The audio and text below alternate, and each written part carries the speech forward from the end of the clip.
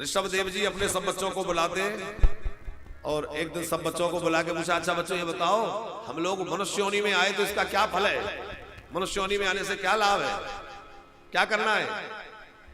अब बच्चे तो बच्चे हैं, उन्होंने कह दिया पिताजी देखो हम लोग मनुष्य बने, इसका मतलब ये है कि खूब आनंद से खेलें कूदें, राज्य सुख भोगें, आनंद लें, तरह तरह के विषयों का उपभोग करें। अरे बेटा ये क्या कह रहे हो, हम लोग इसलिए मनुष्य नहीं बने। सोना खाना बच्चे पैदा करना ये सब तो किसी भी योनि में जाओगे वहां मिलेगा, क्या पशु नहीं खाते। हमें उत्तम से उत्तम पदार्थ पाने में जो आनंद और रस मिलता है, वही सूकर कुकर को उनके भोजन में आनंद मिलता है। हमें जो बढ़िया पूरी पकौड़ी मालपुआ खाने में आनंद आता है, मालपुआ से याद आई, आज तो हमारे बाल मुकुंद जी जो है ना पिपरिया वाले मालपुआ की पंगत करवा रहे हैं। कहां गए बाल मुकुंद जी, आए नहीं क्या अभी। तो हमें इन तस्मई मालपुआ जैसे पदार्थों में जो आनंद आता है, वैसा ही आनंद देवताओं को अमृत पीने में आता है।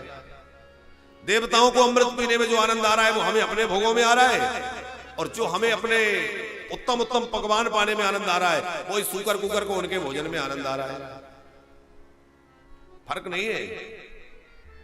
फर्क केवल क्या है, बोले ना तो पशु पक्षी भजन कर सकते, ना देवता भजन कर सकते। भजन कर सकता है तो केवल मनुष्य कर सकता है साहब, सत्कर्म कर सकता है तो केवल मनुष्य कर सकता है।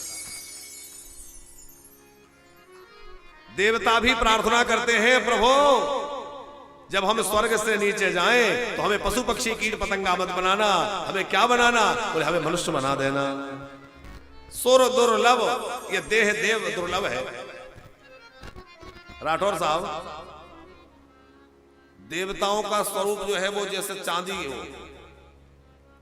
और हम लोगों का शरीर मानो लोहा हो। उदाहरण के लिए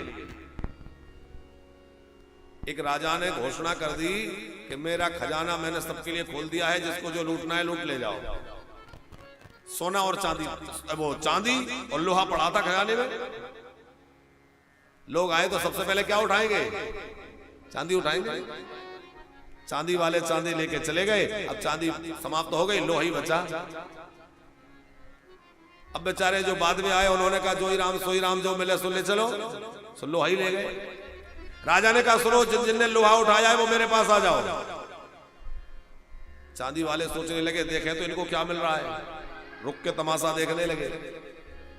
राजा को पारसमणि मिल गई थी कहीं से, इसलिए उसने खजाना लुटवाया था। तो जितने लोगों को लोहा मिला है ना, उनसे कहा लाओ अपना लोहा, और पारसमणि उस पर ऐसे घिसे तो वो लोहा सोना बन जाए। अब चांदी वाले हाथ मलते रह गए, काश हमने भी चांदी ना उठा के लोहा उठाया होता तो हमारा लोहा भी सोना बन गया होता। लोहे वाले तो सब सोना लेके चले गए, चांदी वाले चांदी हाथ लगी।